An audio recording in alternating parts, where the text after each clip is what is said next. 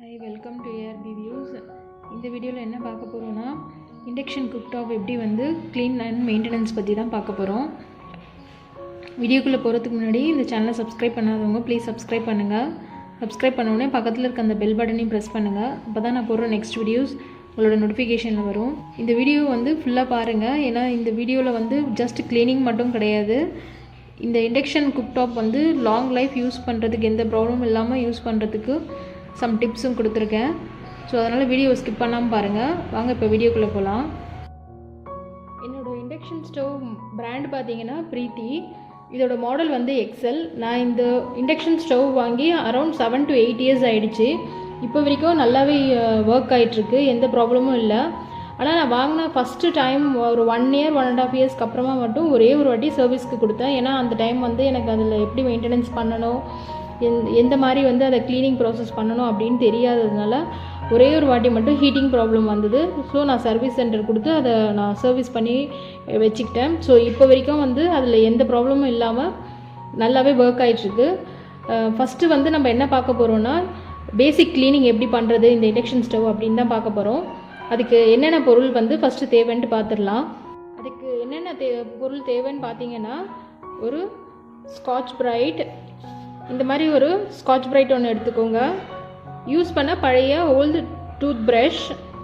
இது என்னன்னு பார்த்தீங்கன்னா ஜஸ்ட் வந்து டிஷ்வாஷ் லிக்விட் போட்டு நான் டைல்யூட் பண்ணி வச்சுருக்கிறேன், அந்த தண்ணி தான் இது. இது வந்து பிளெயின் வாட்டர். இதை துடைக்கிறதுக்கு வந்து ஒரு காட்டன் கிளாத் வச்சுருக்கிறேன். இதை இப்போ எப்படி வந்து பேசிக் க்ளீனிங் பண்ணுறதுன்னு பார்க்கலாம். ஃபஸ்ட்டு வந்து இந்த ஸ்காட்ச் பிரைட் எடுத்து இந்த லிக்விடில் வந்து நல்லா டிப் பண்ணிக்கோங்க. டிப் பண்ணிவிட்டு நல்லா பிழிஞ்சிருங்க தண்ணியை. எல்லா தண்ணியும் பிழிஞ்சு எடுத்துகிட்டு வெறும் அந்த ஸ்பாஞ்ச் மட்டும் வச்சுக்கலாம்.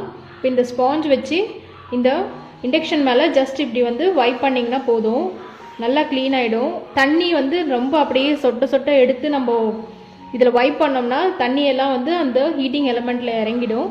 ஸோ அதனால் வந்து நல்லா பிழிஞ்சிட்டு இந்த வெறும் இந்த ஸ்பாஞ்ச் மட்டும் வச்சு இப்படி ஜஸ்ட் வந்து தொடச்சிங்கனாலே போதும். எங்கெல்லாம் நல்லா அந்த கரை பிடிச்சிருக்கோ அந்த இடத்துல மட்டும் லைட் ப்ரெஷர் கொடுத்து நீங்கள் தொடச்சிங்கன்னா அந்த கரையெல்லாம் வந்துடும். பட் தண்ணி மட்டும் நல்லா பிழிஞ்சு எடுத்துகிட்டு தான் நம்ம வந்து இதில் துடைக்கணும். ஏன்னா தண்ணி உள்ளே போயிடுச்சுன்னா ஹீட்டிங் ப்ராப்ளம் வந்துடும்.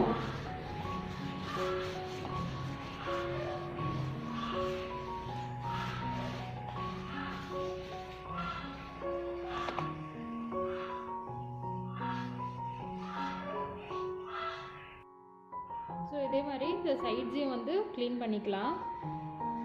ஏன்னா நம்ம குக் பண்ணிவிட்டு அப்படியே விட்டுட்டோம்னா இந்த கரையெல்லாம் அப்படியே இருக்கும். ஸோ இதெல்லாம் வந்து நல்லா இந்த இண்டக்ஷன் வந்து ஆறுனதுக்கப்புறம் இதை க்ளீன் பண்ணோம்னா ஈஸியாகவே க்ளீன் ஆகிடும்.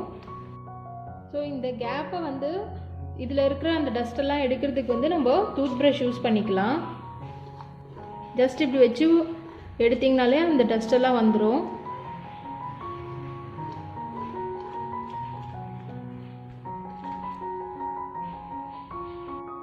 பாருங்கள், இந்த டஸ்ட்டெல்லாம் வந்து இதில் வந்துருச்சு இந்த ப்ரஷ்ஷில். ஸோ இப்போ வந்து இதை பேசிக் லிக்விட் வச்சு க்ளீன் பண்ணிட்டோம். நெக்ஸ்ட்டு பார்த்தீங்கன்னா இந்த பிளெயின் வாட்டர் வச்சு இந்த ஒயிட் டவலோட ஒன் சைடு வந்து இந்த வாட்டரில் டிப் பண்ணி நல்லா பிழிஞ்சிடுங்க. பிழிஞ்சிட்டு ஜஸ்ட் இதில் வைப் பண்ணுங்கள். தொடச்சி விட்டாலே போதும். எப்படி பளிச்சுன்னு ஆயிடுச்சு பாருங்கள். ஸோ தண்ணி வந்து நல்லா பிழிஞ்சிட்டு தான் இதில் வந்து துடைக்கணும், இல்லைன்னா தண்ணி உள்ளே போயிடும். ஸோ இப்போது இந்த ஈரமான இந்த துணியை வச்சு துடைச்சிட்டோம். நெக்ஸ்ட்டு வந்து ஒரு ட்ரை கிளாத் வச்சு இதை துடைச்சி விட்டுறலாம். பாருங்கள் எப்படி க்ளீன் ஆகிடுச்சுன்ட்டு. இது வந்து பேசிக் க்ளீன். நெக்ஸ்ட்டு வந்து இந்த இண்டக்ஷனோட பேக் சைடில் வந்து நம்ம க்ளீன் பண்ண போகிறோம். இந்த பேக் சைடில் பார்த்தீங்கன்னா ஒரு ஃபேன் கொடுத்துருப்பாங்க. இதில் எப்போவுமே வந்து டஸ்ட்டு வந்து கண்டிப்பாக நிறைய சேரும். இதை இப்போ எப்படி க்ளீன் பண்ணுறதுன்னு பார்க்கலாம். இந்த பேக் சைடு தான் வந்து ஃபேன் இருக்கும். இது உள்ளே தான் அந்த ஹீட்டிங் எலமெண்ட் இருக்குது. ஏன்னா இந்த இண்டக்ஷன் ஆன் பண்ண உடனே இந்த இண்டக்ஷன் ஸ்டவ் வந்து ஹீட் ஆகிறதுனால அந்த ஹீட்டை வந்து வெளியில் தள்ளுறதுக்கு இங்கே ஒரு ஃபேன் கொடுத்துருப்பாங்க. ஸோ அதில் வந்து டஸ்ட்டு சேர்ந்துக்கிட்டே இருக்கும். ஸோ இதை நம்ம வந்து ஒரு மந்த்லி ஒன்ஸ் வந்து க்ளீன் பண்ணி விட்டோம்னா அந்த ஹீட் வந்து ப்ரொடியூஸ் ஆகும் போது அந்த ஹீட் வெளியில் போயிட்டே இருக்கும். ஸோ ஹீட்டிங்கும் வந்து நம்மளுக்கு ப்ராப்பராக கிடைக்கும் இதில். ஸோ இதை இப்போ எப்படி க்ளீன் பண்ணுறதுன்னு பார்த்தீங்கன்னா, இப்படி வச்சு க்ளீன் பண்ணிங்கன்னா எல்லாமே உள்ளே விழுந்துடும். ஸோ இந்த பக்கம் வந்து சாய்ச்சி வச்சு இப்படி க்ளீன் பண்ணோம்னா எல்லாமே வெளியில் வந்துடும்.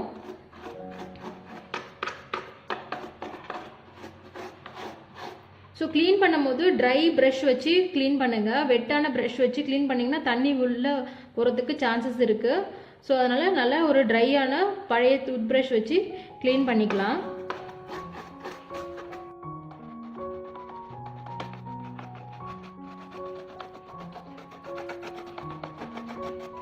இது வந்து 100% நம்மளால் அப்படியே ஃபுல்லாக க்ளீன் பண்ண முடியாது. ஏன்னா அதில் வந்து அந்த டஸ்ட்டு வந்து அப்படியே நல்லா பிடிச்சிட்ருக்கும். ஸோ அதை நம்ம வாட்டர் வச்சும் க்ளீன் பண்ண முடியாது. ஜஸ்ட்டு இந்த டஸ்டஸில் மட்டும் நம்ம வந்து இந்த ப்ரஷ் வச்சு மேக்ஸிமம் எவ்வளோ க்ளீன் பண்ண முடியுமோ அந்தளவுக்கு க்ளீன் பண்ணிக்கலாம். அதே மாதிரி இந்த இண்டக்ஷனோட இந்த பார்ட்லேயும் வந்து நம்ம க்ளீன் பண்ணிக்கலாம்.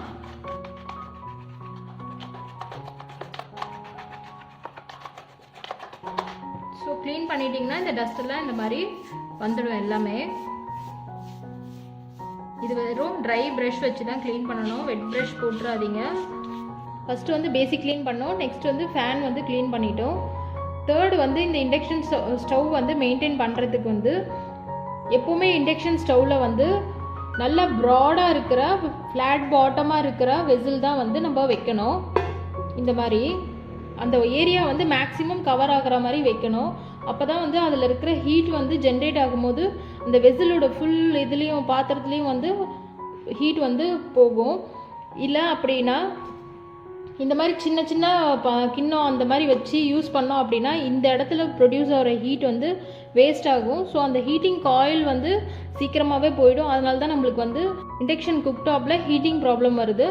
ஸோ இந்த மாதிரி வெசில்ஸ் வந்து நம்ம யூஸ் பண்ணக்கூடாது. சின்ன சின்ன ஃப்ளாட் பாட்டம் இருந்தாலும் கூட நம்ம யூஸ் பண்ணக்கூடாது. ஸோ நல்லா ப்ராடாக அந்த ஏரியா ஃபுல்லாக கவர் ஆகிற மாதிரி இருக்கிற வெசில்ஸ் மட்டும் யூஸ் பண்ணுங்கள். அப்படி இல்லைனா இண்டக்ஷன் குக்டாப் கம்பேட்டபிள் வெசில்ஸ் மட்டும் யூஸ் பண்ணோம்னா இண்டக்ஷன் குக்டாப் வந்து ரொம்ப நாளைக்கு நல்லாயிருக்கும்.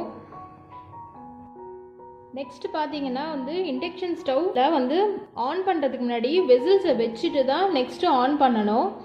இண்டக்ஷன் ஆன் பண்ணிவிட்டு கொஞ்சம் நேரம் கழிச்சு நம்ம எடுத்து இந்த வெசிலில் வச்சோம்னா அது பீப் சவுண்ட் வந்துகிட்டே இருக்கும். அதை தவிர வந்து அந்த ஹீட்டிங் காயில் வந்து ரொம்ப ஹீட் ப்ரொடியூஸ் ஆகி அந்த ஹீட்டிங் காயில் வந்து போயிடும். ஸோ அதனாலேயே ஹீட்டிங் ப்ராப்ளம் வந்துடும். ஸோ அதனால் நம்மளுக்கு தேவையான அந்த குக்கிங் மெட்டீரியல்ஸ் வந்து ரெடியாக வச்சுக்கிட்டு இந்த இதில் ப்ளேஸ் பண்ணிவிட்டு அதுக்கப்புறமா வந்து ஆன் பட்டனை ப்ரெஸ் பண்ணணும். நம்ம கண்டிப்பாக இந்த மாதிரி மெயின்டைன் பண்ணோம்னா கண்டிப்பாக எந்த ப்ராப்ளமும் வராது. ரொம்ப நாள் வந்து இண்டக்ஷன் குக்டாப்பு ரொம்ப நாள் நல்லாயிருக்கும். லாஸ்ட் டிப் என்னன்னு பார்த்தீங்கன்னா வந்து எல்லாமே குக்கிங்லாம் முடிச்சுட்டு இந்த இண்டக்ஷன் ஸ்டவ் வந்து ஆஃப் பண்ணும்போது இந்த ஆஃப் பட்டனை ஆஃப் பண்ணிவிட்டு அப்படியே விட்டுறணும். டைரெக்டாக வந்து அந்த ஸ்விட்ச் ஆஃப் பண்ணக்கூடாது. ஏன்னா ஆஃப் பண்ணதுக்கப்புறமா பின்னாடி வந்து அந்த ஃபேன் வந்து ரன் ஆகிட்டு தான் இருக்கும், மோட்டரும் ரன் ஆகிட்டு இருக்கும். ஸோ அந்த மோட்டர் வந்து கூலாக இருக்கிறதுக்கு தான் அந்த ஃபேன் வந்து ஒரு ஃபியூ மினிட்ஸ் வந்து அது ரன் ஆகிட்ருக்கும். ஸோ அதனால் வந்து அந்த ஃபேன் வந்து நின்னதுக்கப்புறமா தான் நம்ம வந்து அந்த மெயின் ஸ்விட்ச்லாம் ஆஃப் பண்ணணும். ஸோ அதனால் வந்து பவர் ஆஃப் பண்ண உடனே நம்ம டைரெக்டாக வந்து ஸ்விட்சை ஆஃப் பண்ணக்கூடாது. ஸோ அதுதான் வந்து லாஸ்ட் டிப் இதில். ஸோ இந்த மாதிரி நம்ம இண்டக்ஷன் குக்டாப்பை வந்து மெயின்டைன் பண்ணோம்னா ரொம்ப நாள் வந்து கண்டிப்பாக எந்த ப்ராப்ளமும் இல்லாமல் யூஸ் பண்ணலாம். ஏன்னா நான் யூஸ் பண்ணிகிட்ருக்கேன் இன்னமும் இதை. இண்டக்ஷன் குக்டாப் பற்றி நான் இன்னொரு வீடியோ போட்டிருக்கேன். அந்த வீடியோவில் வந்து இண்டக்ஷன் குக்டாப் வந்து எப்படி யூஸ் பண்ணுறது, என்ன டைப்ஸ் ஆஃப் வெசில்ஸ் வந்து இண்டக்ஷன் குக்டாப்பில் வந்து யூஸ் பண்ணலாம் அப்படின்னு சொல்லி அந்த வீடியோவில் எல்லா டீட்டெயில்ஸும் இருக்கும். நீங்கள் செக் பண்ணி பார்க்கலாம். அதோட லிங்க்கை வந்து நான் டிஸ்கிரிப்ஷன் பாக்ஸில் கொடுக்குறேன். ஸோ இது வரைக்கும் நான் சொன்ன இன்ஃபர்மேஷன்ஸ் உங்களுக்கு கண்டிப்பாக யூஸ்ஃபுல்லாக இருக்கும்னு நினைக்கிறேன். இந்த வீடியோவை லைக் பண்ணுங்கள், உங்கள் ஃப்ரெண்ட்ஸுக்கெலாம் ஷேர் பண்ணுங்கள். இந்த சேனலில் மறக்காமல் சப்ஸ்கிரைப் பண்ணுங்கள். உங்கள் கமெண்ட்ஸை சொல்லுங்கள். தேங்க்யூ.